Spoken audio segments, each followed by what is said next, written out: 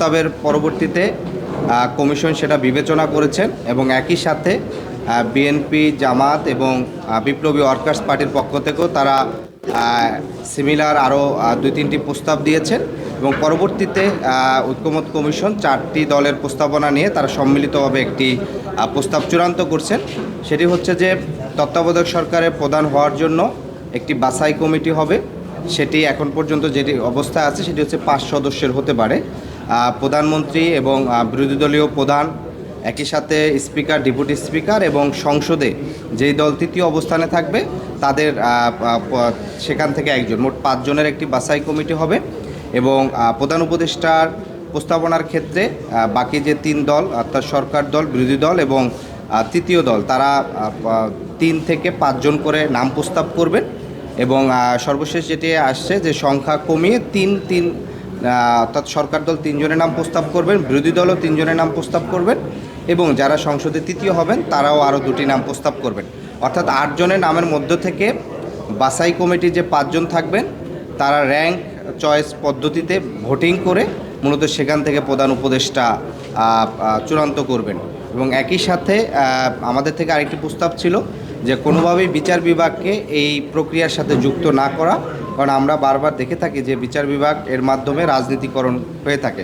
তো সেই বিষয়টিও অধিকাংশ দলই একমত হয়েছেন, তবে এটি এখনও চূড়ান্ত হতে আরও কিছু আলোচনা বাকি আছে, সেটি হয়তো আগামীকাল বা পরের দিন চূড়ান্ত হবে। তত্ত্বাবধায়ক সরকার নিয়ে এটি ছিল প্রস্তাব, যেটি আসলে নাগরিক পার্টিরই হচ্ছে শান্তিপূর্ণ ক্ষমতা হস্তান্তর প্রক্রিয়ারই একটি সামনের দিকে আর কি চূড়ান্ত রূপ ধারণ করছে। আর প্রধানমন্ত্রীর একাধিক ক্ষমতার ক্ষেত্রে আমরা বারবার বলে আসছি যে বাংলাদেশের স্বাধীনতার পর থেকে আমরা যেটা দেখে আসছি যে এখানে সবসময় বিকল্প নেতৃত্ব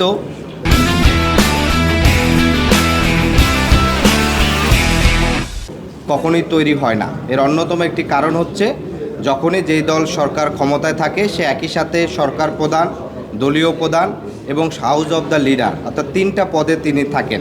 আইন বিভাগেরও প্রধান থাকেন, নির্বাহী বিভাগেরও প্রধান থাকেন এবং তার দলের প্রধান থাকবেন।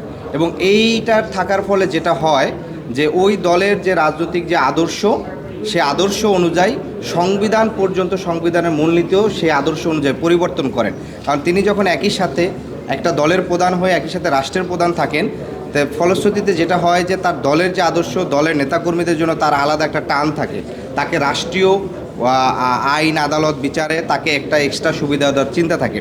একই সাথে একটা দল কখনো বিকল্প নেতৃত্ব তৈরি হয় না, কারণ একটা ব্যক্তি একটা দলে কখনোই আমরা আমাদের দেখেছি যে তিনি ওই দলের যে প্রধান হতে পারেন এই চিন্তাও কখনো করতে পারেন না।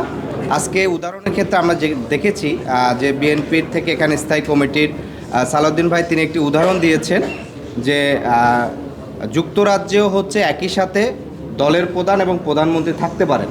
এই উদাহরণটি তিনি দিয়েছেন আর সেটি একটি ভালো উদাহরণ। কিন্তু আপনারা কি কখনো শুনেছেন যে যুক্তরাজ্যে বিকল্পকে এই প্রশ্ন কখনো আসছে? কারণ আমরা দেখেছি যখন যুক্তরাজ্য ব্রেক্সিট ইস্যুতে আলাদা হয়ে গেছে, লাস্ট 5 থেকে 6 বছরে তাদের প্রধানমন্ত্রী পরিবর্তন হয়েছেন 6 থেকে 7 বার।